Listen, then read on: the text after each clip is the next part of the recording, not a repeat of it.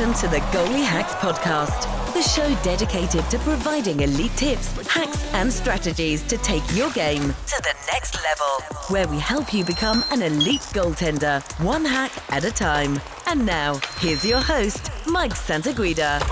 Bang, bang, and welcome back to another episode of the show. And once again, thanks for tuning in. I'm your host, Mike Santaguida, and I just want to say thank you to everyone for tuning into my show.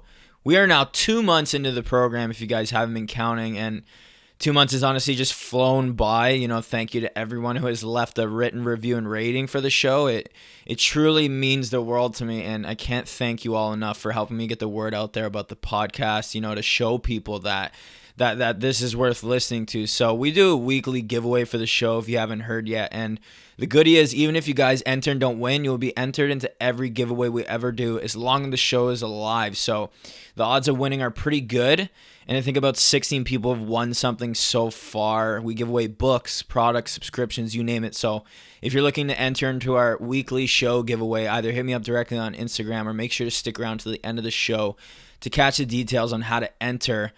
Today, I interviewed one of the biggest names in goaltending over the last decade, Eli Wilson, and I couldn't be happier with the way the chat went. We talk about how the global goalie development trend has been going, his work with the Ottawa Senators, his systematic yet simple repetition-based philosophy, and dive a ton into his work with Carey Price and what separates him from everyone else. Shout out to our newest patron this week, Joey Rachapi. Thank you for supporting my work, buddy. It means the world to me, and I look forward to continuing to support you in your journey. If you're looking to become a part of my inner circle, get exclusive access, and also shout out on the podcast, for just a few bucks, you get access to private YouTube mentor streams, my private group chat where I give behind-the-scenes look into goalie hacks and my day-to-day work, new tips, hacks, and strategies I haven't revealed yet, and some other things like video review and one-on-one personal development. The feedback has been phenomenal. And if you're looking for some inside access and some extra perks, head on over to my Patreon page in the show notes or at patreon.com/goaliehacks. Another quick announcement. You guys asked and I have answered. The Goalie Hacks merch shop is officially live. And for only 2 days this week, we're doing 15% off the entire store. So if you guys are hacktivists looking to support the show and rep some Goalie Hacks swag in your community, if you're looking to save some money, head on over to the link in my bio to check out some hacker merch available now for boys and girls.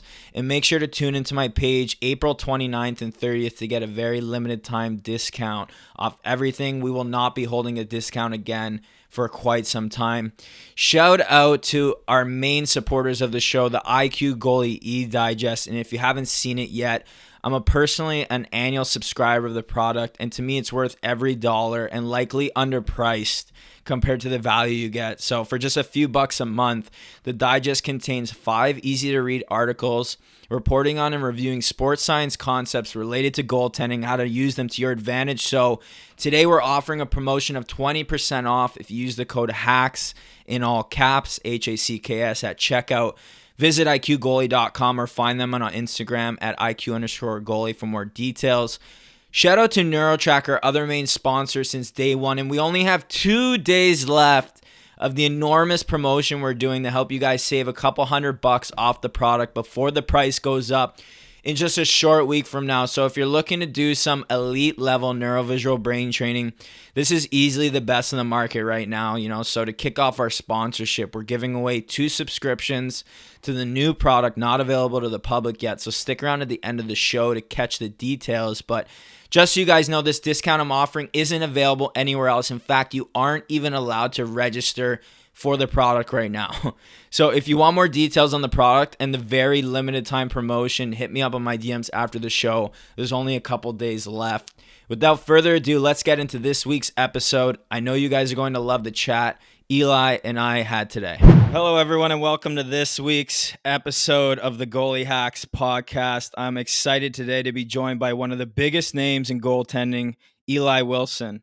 Eli has established himself as one of the premier goaltending coaches in the world, and he has worked with dozens of goaltenders in the National Hockey League. Under his guidance, Eli's camps have produced more than 50 NHL draft picks, over 60 Division I or Canadian University goaltenders, and more than 200 players drafted by major junior teams. His goaltenders have gone to win numerous prestigious awards and championships, including Stanley Cups, Conn Smythe trophies, Vezina trophies, World Junior gold medals, AHL championships, AHL playoff MVPs, WHL, OHL, and CHL Goaltender of the Year awards. From 2007 through 2010, Eli was a goaltending coach for the Ottawa Senators and worked a significant amount with the Binghamton Senators as well, developing their goalies in the American Hockey League.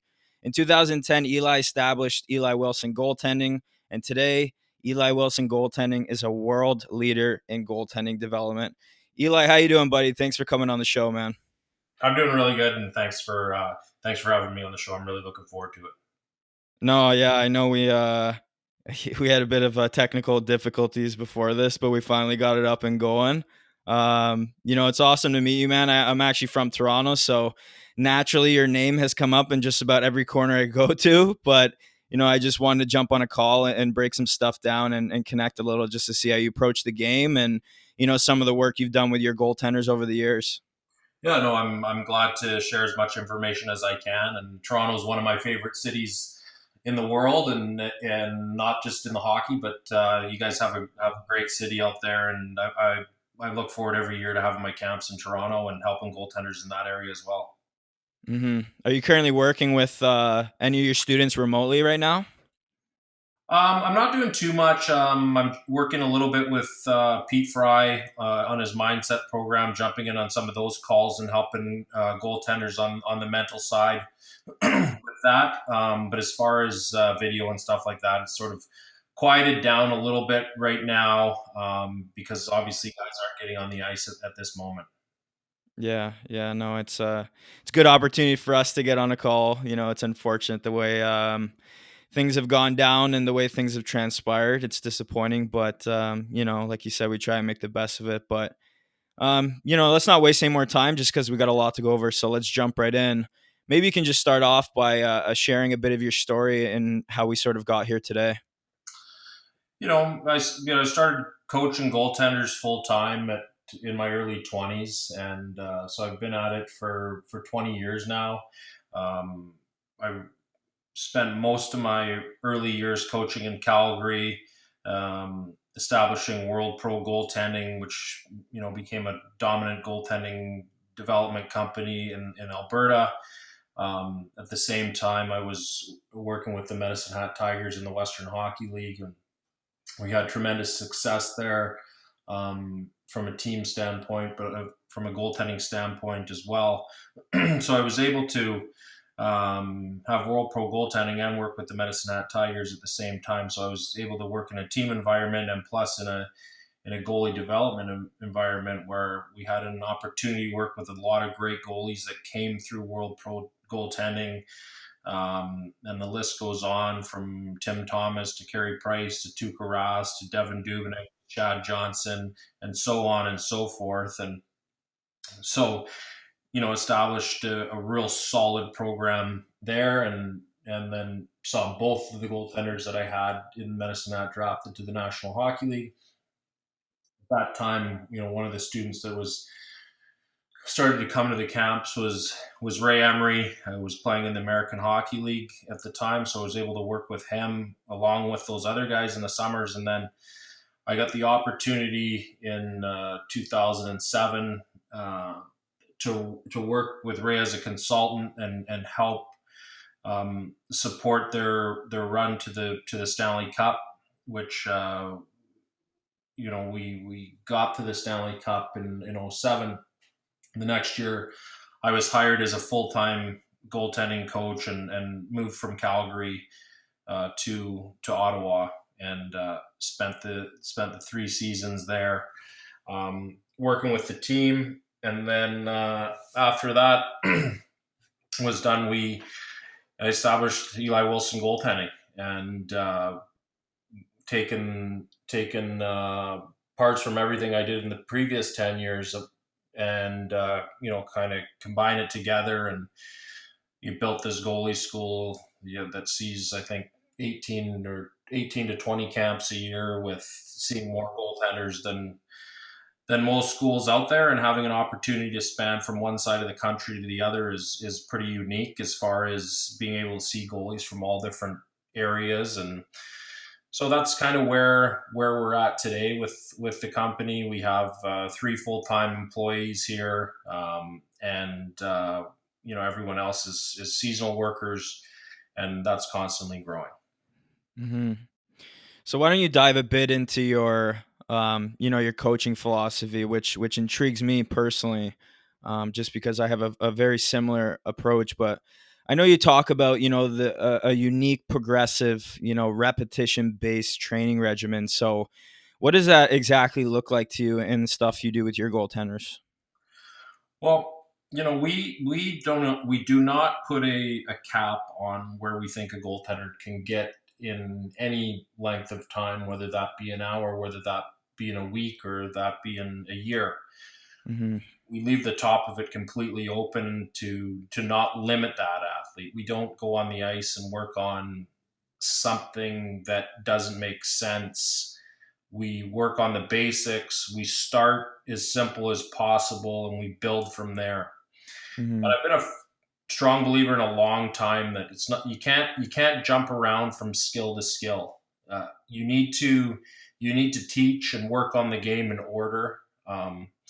And that allows the goaltender to limit their options, and at that point it limits their mistakes. A lot of higher end goaltenders that we get, some of this conversations start with their agent. So what are you going to add to their game? And 9 times out of 10 after I see game film, it's what am I going to take out of the game and leave it behind, Mm-hmm. so we can move forward. But I believe in coaching a simple style, and inside that simple style, we put a system in place to play a system.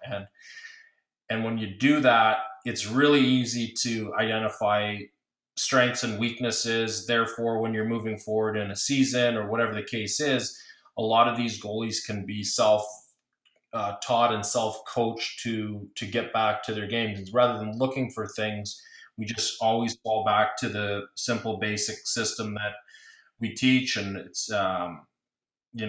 tough to put into words, but we path of direction is a huge thing that I work on, and lead side focus and all that stuff is simple movements. We're only moving in one direction at a time.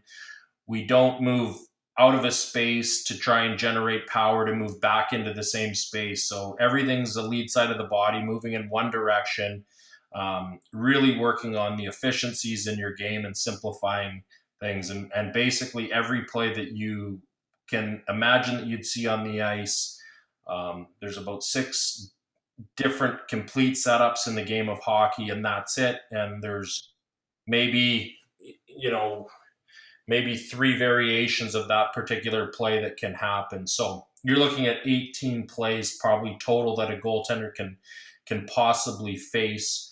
So we try and make the game as simple as possible. And when we're working with young guys, we're working with older guys, we're trying to get the same message across. Keep it simple, good rebound control, contain pucks, control pucks, and don't just stop pucks, control the puck in the game.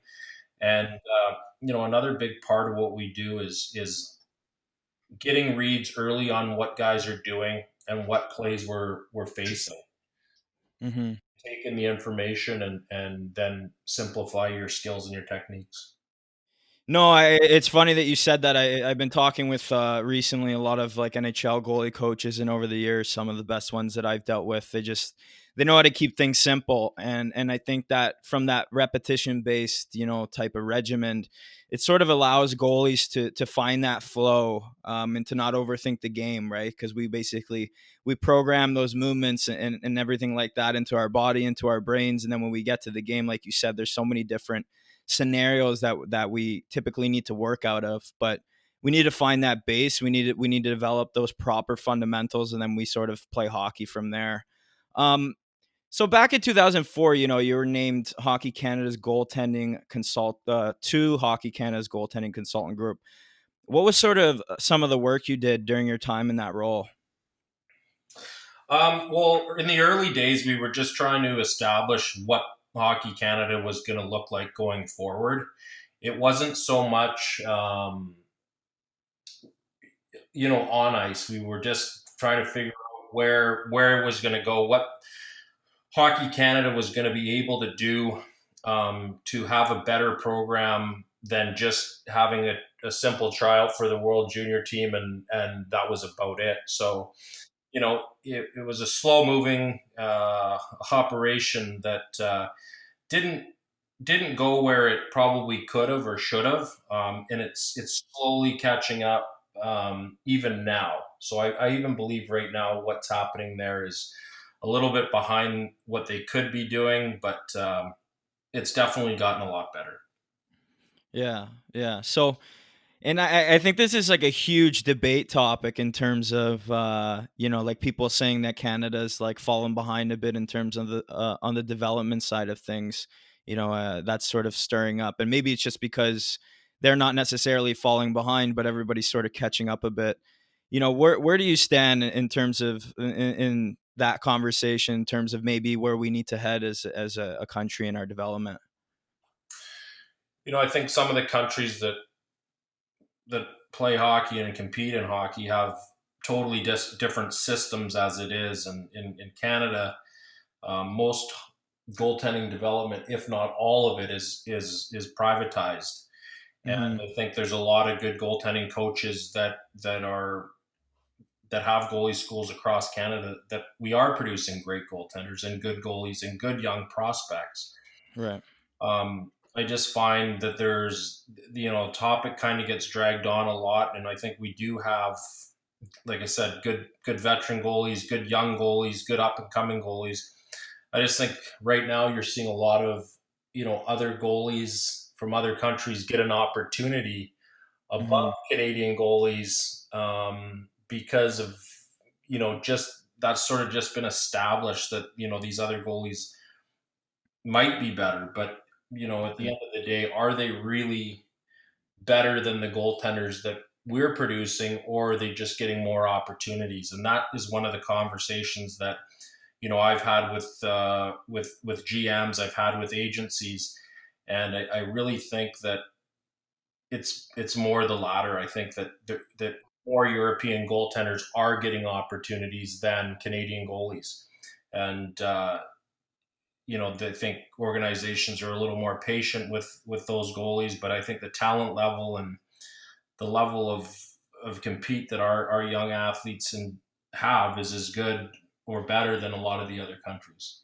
Right. And now, do you think that's, from a style standpoint, do you think that's just the European style? Because, like you said, the development is just way different. So, do you think people are sort of starting to buy more into that European style of playing, that character, whatever it may be? I've always felt that hockey in Canada has some attitude towards goaltenders as second class citizens. And Hmm. it's been a very tough road to get that message across, because the people that you're trying to get that message across are part of the group that's established that. And it's a tough topic to talk about. For sure. And but it is the truth. It's a difficult position to play. There's a lot of pressure. There's a lot more pressure on that position than any other position, from coaches, from other players on the team, from other parents to the other parent that are goaltending parents. It's just a real complex thing that snowballed out of control, in my opinion. Hmm. But as far as we have good goaltenders in the CHL that are Canadian. We have good goaltenders that are Canadian that are playing Division One college. A lot of good goalies that are Sure. playing Junior A that are as good or better than any goalie or goalies out there playing in Czech or Russia or Sweden or Finland. But there's this stigma that's been put on that, the goalie, he's from Finland, he must be better. But I would beg to differ that Carter Hart is as good and a typical structured Canadian goaltender Yeah. they come. And I would say that his skill set and the ability that he has is as good or better than any goalie from any of those countries I named. And I think, Mm-hmm. a perfect example is Jordan Binnington in St. Louis.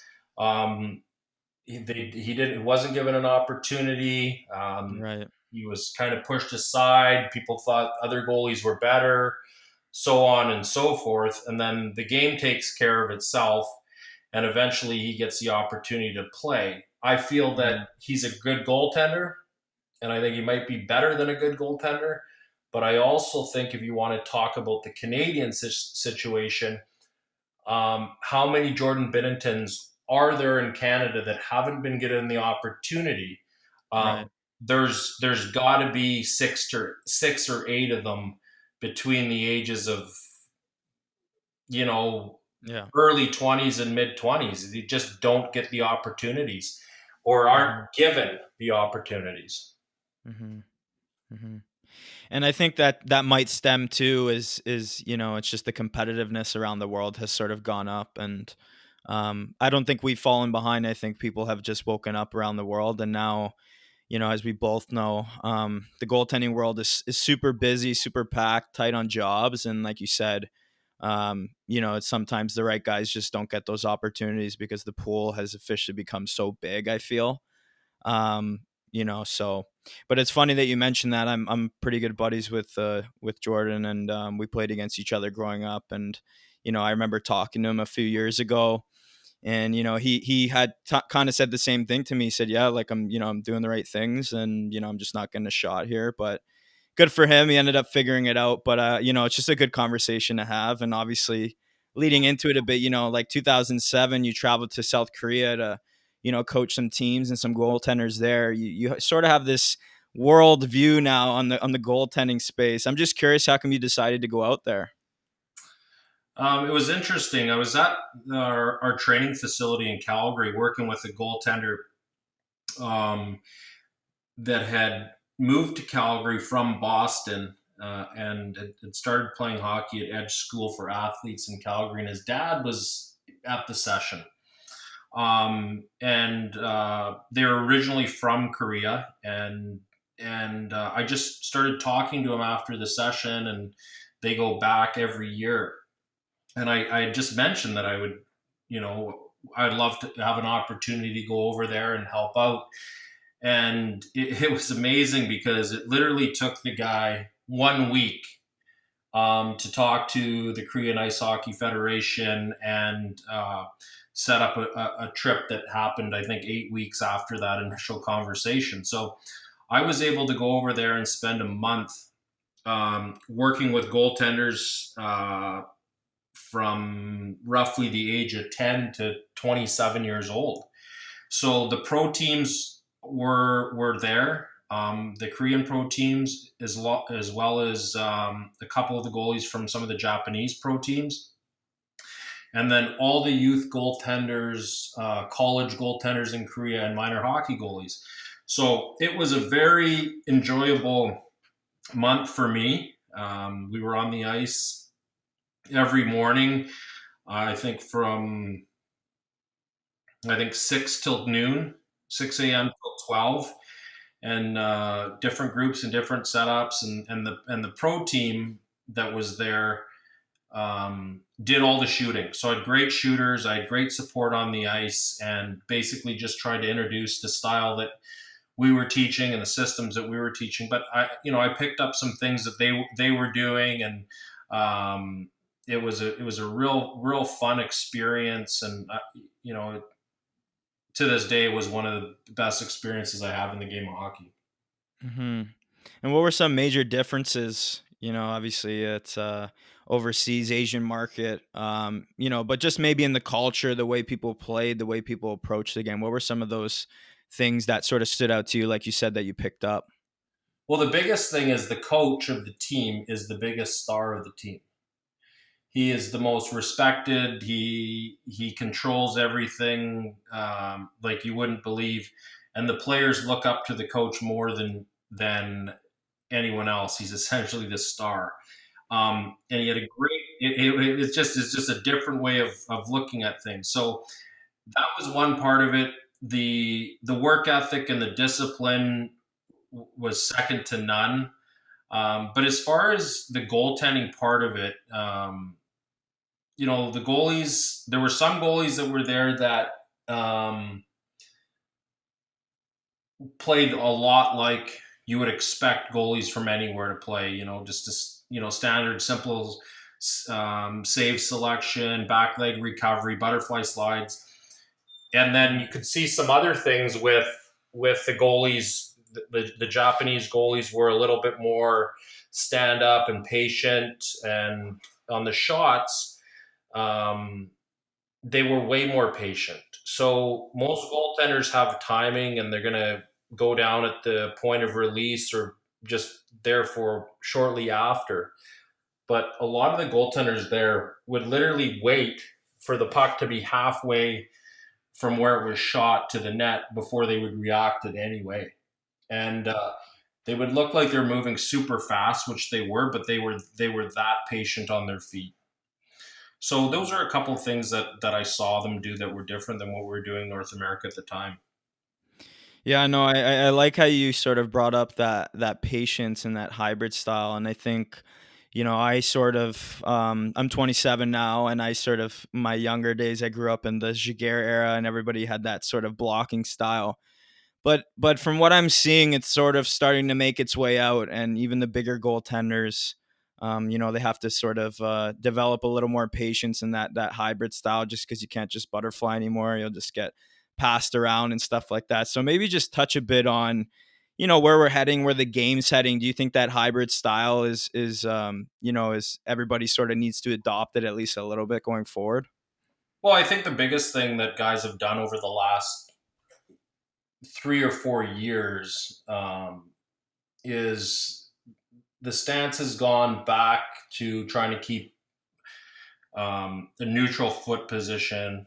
We used to talk about shot preparation, and a lot of goalies would get wide and not able to move. But we have to stay as neutral as we can and keep our feet underneath our body so that we can do anything. And that means, simply go down into a butterfly, move forward, move backwards, move side to side. So our stance has to be completely neutral and ready for a shot or pass or anything else that might happen on the ice. So to keep your feet underneath your body, keep your position very neutral is super important. And then, having your nose on the puck and head on the puck first so that you can not be scrambling around is another thing that's huge right now. And it looks like it'll be there for a long, long time. So those are a couple of the things that's happening in the game that although it looks similar to what was happening in the past, there's a subtle difference that allows you to, play a more neutral game. Yeah, no, I like that. I mean, I'm a bit of a smaller guy, so I've always sort of played like that, but playing a little bit bigger, a little more foot neutral, but I'm a big fan of that too, just because I think it allows you to do anything, to drop in a butterfly, to make a save up high, to push across, to slide. And when our feet sort of get too spread, we'll lose a little bit of that kinetic energy, right? Because we're already sort of halfway into our push with our feet super wide. So I'm a big fan of that. I'm glad that you sort of touched on that. But you get the head goaltending coaching gig in Ottawa, after spending a year overseas. So congrats on your time there. But how was that transition as a coach, going from working with minor hockey guys to pro hockey guys there? I mean, I think the goaltending part of it is exactly the same.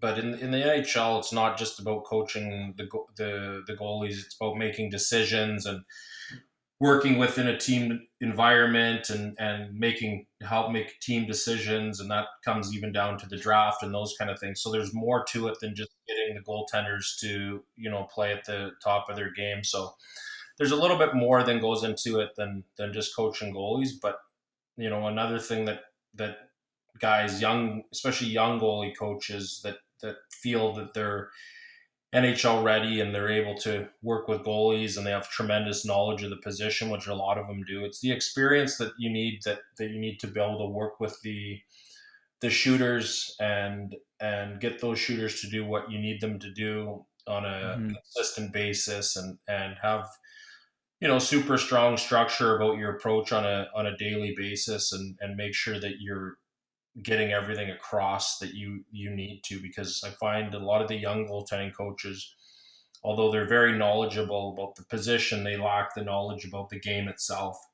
Mm-hmm. So you got to understand the position, you got to understand the game, and then you got to understand the whole team concept and tie that all together to be a successful goaltending coach in the National Hockey League. Yeah. Yeah, no, I like the way you worded that.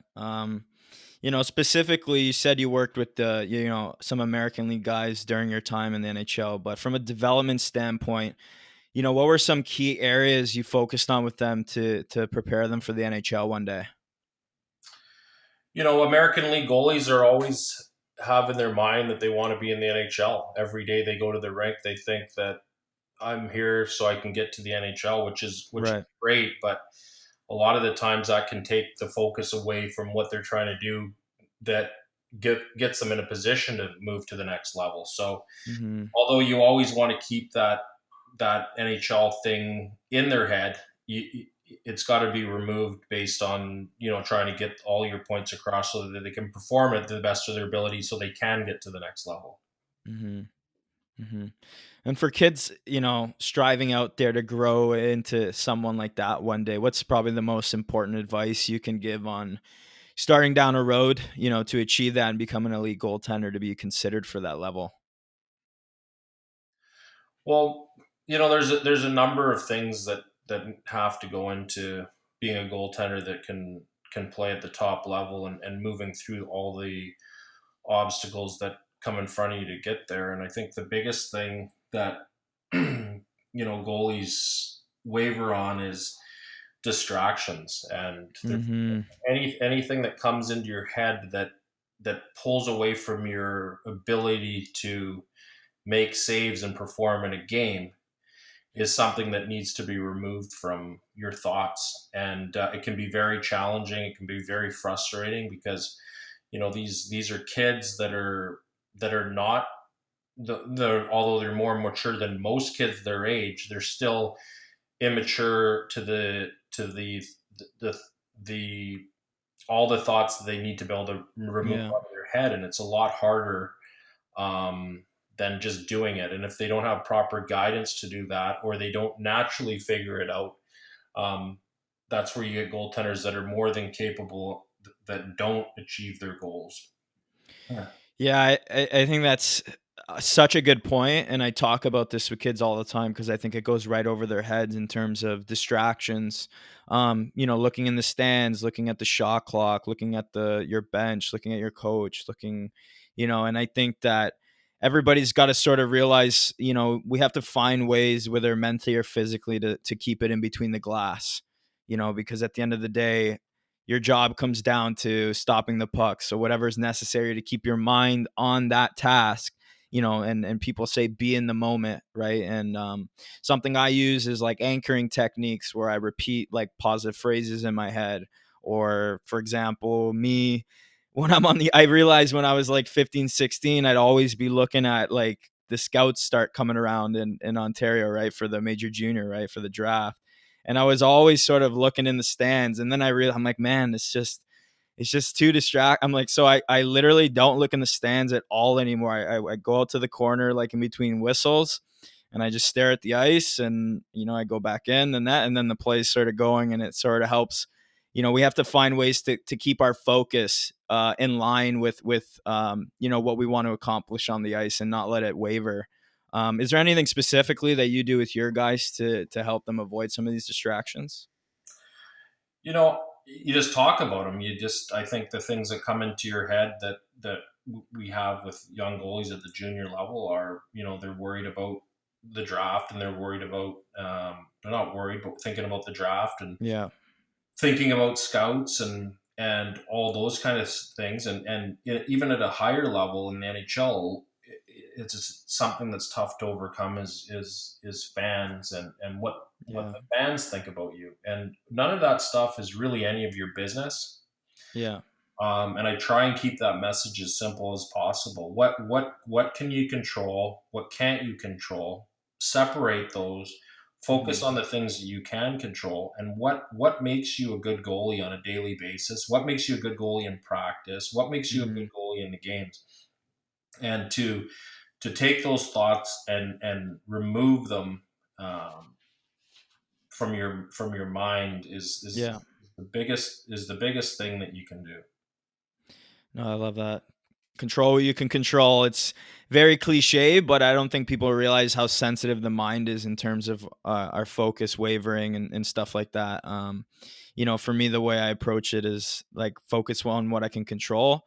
I think when you move up in the hockey world, it's just super competitive, especially at the National Hockey League and the AHL levels and stuff like that. A lot of distractions. You're dealing with coaches, GMs, fans, all these things. But at the end of the day, like I said, we just got to worry about doing our job, stopping that puck and keeping our focus on that. But Exactly. yeah, you're the head goalie coach for the Ottawa Senators, right? And I'm sure you had some great goalies during your time there, but working with some of those guys there at the NHL level, what was something from them that stood out to you that separated them as NHL goaltenders? I think the biggest thing is their competitiveness, and Mm-hmm. you know, very few NHL goalies whine and complain about things that they can't do, and they focus on the things that they can do and the things that they are good at. And then the other thing is the consistency, like the ability to do Yeah. it day in and day out, whether you feel 100% or you don't. You're still able to get yourself up and going for every practice and for every game, and show up to the games to win those games. And Mm-hmm. that's to me is the biggest thing. Like, NHL goalies don't play to play the game of hockey. They go to play to win the game. And I think that competitive nature of those guys is one thing that sticks out. Yeah, no, I agree. Sort of they always have a solution-based mindset. They don't just sort of come to a challenge or a roadblock and give up. They sort of look in the mirror, show some humility, and say, what can I do to get better? What can I do to overcome these excuses? And I think even with them, right, they find ways to play good even on a bad day. And like we all know that it's hard to avoid. You're not perfect. We're not perfect, right? But on the days that you are bad, how well do you bring your focus back? How well do you stay on track? How do you try and do your job to the best of your ability, even when you're not having a good day? And I think that factors into a big part into that consistency and avoiding excuses that you're talking about, because it is a business at that level, and there's a lot of money on the line, obviously. And they know that they're there to do a job, and that's what that competitive nature is. They know they're there to try and win hockey games, to compete for championships and try and win rings and Stanley Cups for the organization. Working with those guys, did it change the way you approach the game at all? Um, I don't know. I think that the game is always evolving and always changing, and new ideas are coming, and you're finding stuff every day when you're on the ice that might work better than what you're currently doing, and that kind of thing happens all the time. But Mm-hmm. as far as my approach to the game, it's always kind of been the same. I've always tried to keep things as simple as possible. Mm-hmm. I've always been known as a coach that probably pushes his goaltenders a little bit more than most physically.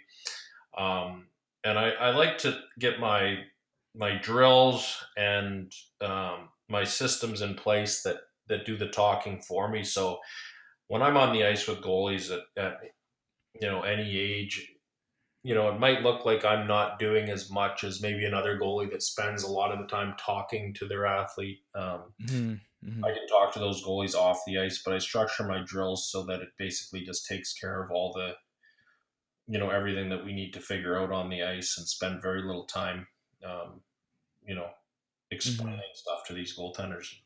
Mm-hmm. What were some of the pregame or maybe like weekly practice work items, drills that you guys would work on consistently? Like how would you guys approach the training side of things at that level? Well, one of the biggest things that I wanted to always work on was a simple rebound control system. So You're going to get lots of shots in practice. You're going to get a lot of variety of different shots in practices. And, a bunch of different plays that are starting to come towards you. But, the biggest thing was simple movements and rebound control, because I felt that, if you could face less shots because you controlled your rebounds better, it's obviously a lot easier to have success and control the game. So rebound control was the one thing, and still to this day, I spend a lot of time simplifying that rebound control system. Yeah. No, I like that. I think that's a huge difference with guys at the next level. Mitigating the amount of rebounds you give up, because, I think you just get eaten alive, and, we have to be focused on making the right save rather than just stopping the puck. And you sort of mentioned that earlier in the conversation, right? And I think that's the right way to approach it. But I have a question, and I ask a lot of people this, but we all sort of had bad days, and we all sort of get into ruts. So I was wondering, maybe if you had any advice or some things that you did with your guys to help them get out of a rut. It's a really big question, because there's a lot of reasons that could come into play why that goaltender's in a rut. But I always sound like I'm repeating myself, because I always found that going back to keeping things simple and the basics is the best way about anything. And there's a mental side, which part of the mental side is emotional, and there's so many things that go into that. But from a strictly physical standpoint, it's always to go back to the simple basics. If a goaltender's having issues with whatever situation, yes, you want to work on that particular situation, but a simple drill to get them back to where they need to go could be a simple just post and out drill for one save and a second shot, or mirror saves, working on their hands. So just take it back to something that's simple. Get them seeing the puck, get them feeling the puck, nose on the puck, rather than just watching it with their eyes, not being lazy on the visual side of it, or maybe that type of stuff. So just really taking it back to the basics, and being on the ice a long time, all day, every day, can get tiring. And then at the National Hockey League, these guys have other things that are going on in their life, and although hockey is number one, they have other things that can be happening. So you need to make sure that the game is fun. And I think these guys get to that level because they've always improved and they've always got better.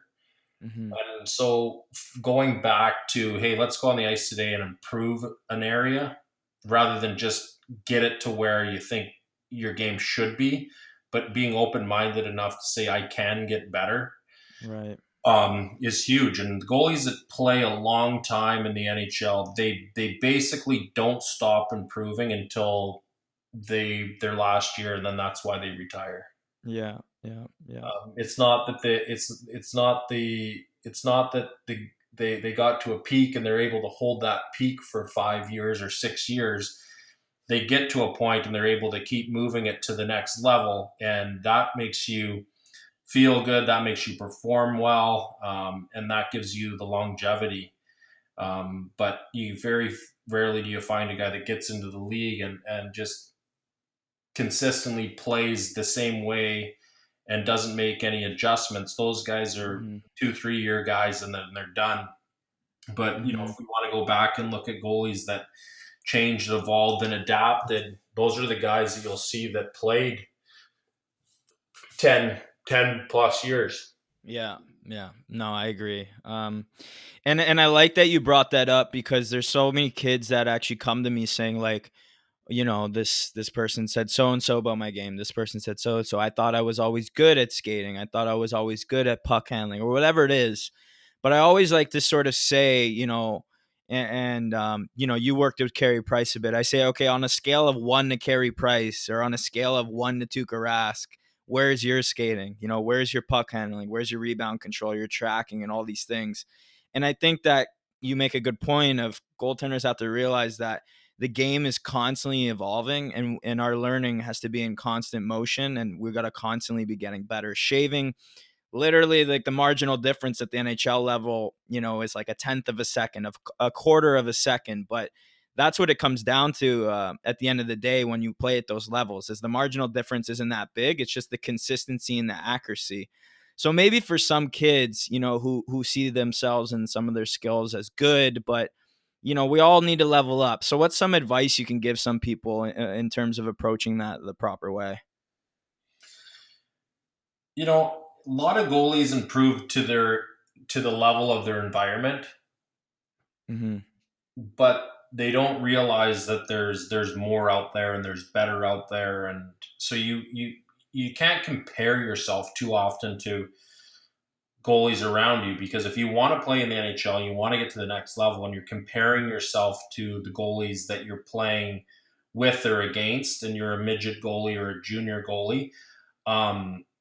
99% of those goalies is at every level is the highest level they're going to get if you're on the competitive track to playing, at the NHL. Mm-hmm. So you can't just be comparing yourself to the goalies that you're playing with or against. And it goes back to what I talked about when we first started talking about this: is you can't put a ceiling on your expectations. Mm-hmm. Your expectations are that you have to get as good as you possibly can every single time.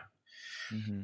And when I've had an opportunity to work with extremely talented goalies, and then work with goalies that thought they were extremely talented, and there's a huge difference. Mm-hmm. Mm-hmm. No, it's a very good conversation to have. I think that when we're, talking on the scale of the National Hockey League level, like, you got to strive to be the best version of yourself. Like you said, don't compare yourself to the people around you, your environment, because in terms of the whole world, it's super competitive, and you're always trying to strive to be that best version. But you move on to starting your own school in 2010, and since you and your students have had an incredible amount of success helping them get to the next level. But I want to talk about your time working with Carey Price in particular, back in 2015, I think it was. How did you guys sort of get together to start that fundraising initiative for the camp with him you guys did? Um, yeah, it was just really simple. We wanted to start a scholarship fund, and it's one thing to have the idea to have the fund. It's another thing to be able to raise the money so that you can help goaltenders. And so we were looking at avenues to do that. And I, talked to Carey about coming in on that, and seeing what his thoughts were. And, his answer right away was, yeah, I'll do that 100%. And Mm-hmm. we've been able to, do that every year since. Mm-hmm.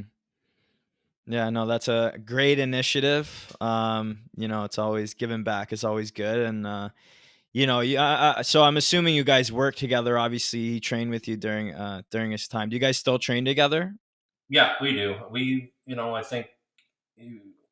I think the first year that he came was, I think, '04 or '05 to World Pro Goaltending in Calgary. Oh, nice.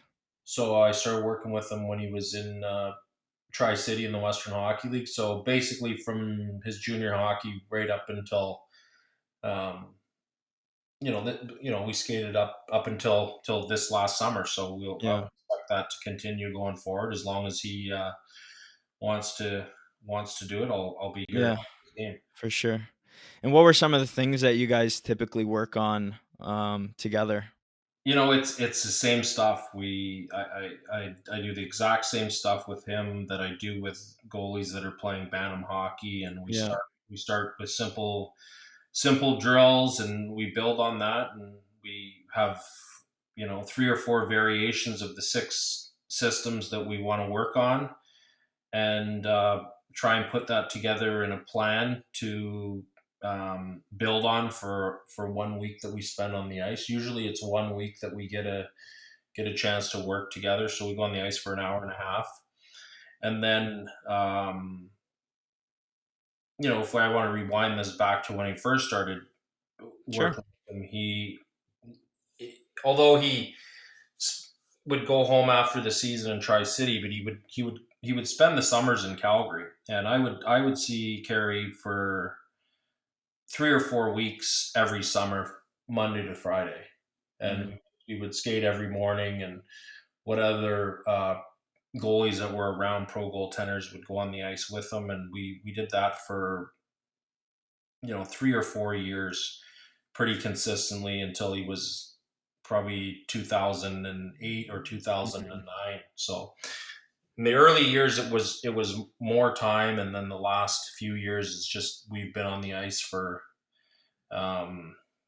sort of a week type of thing. Mm-hmm.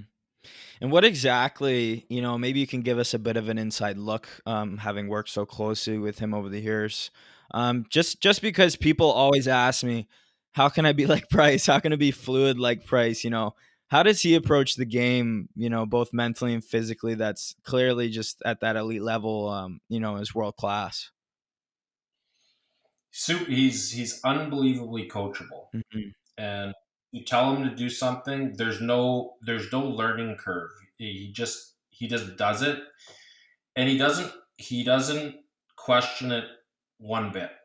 So he's super easy to coach, and he's very competitive on the ice. So with a simple system that he doesn't balk against at all, he just goes at it and does it. And with his competitiveness, he's just able to get all of that, take all of that in, and he gets better every season.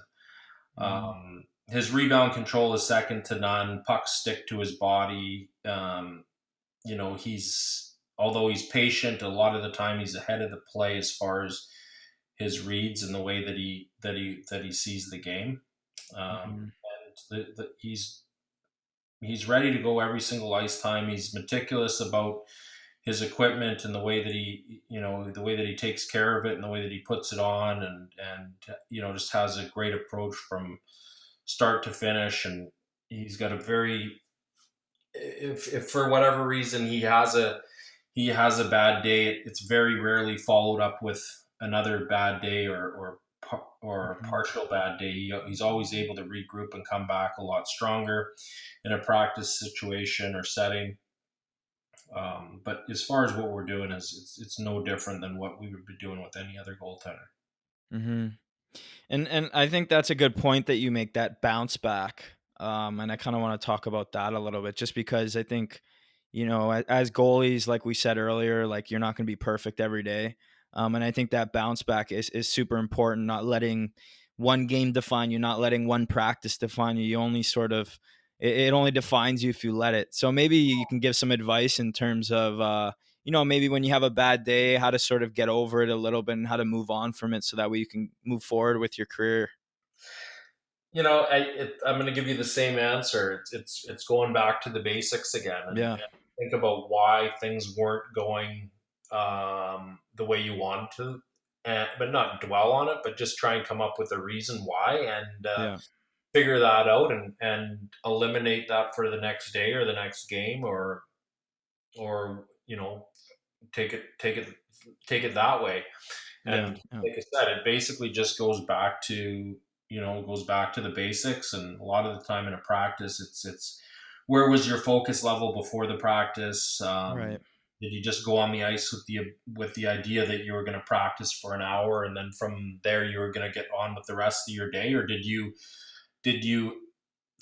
we're on the ice from 9 to 10:30. If you're thinking anything past 10:30, you're taken away from that ice session.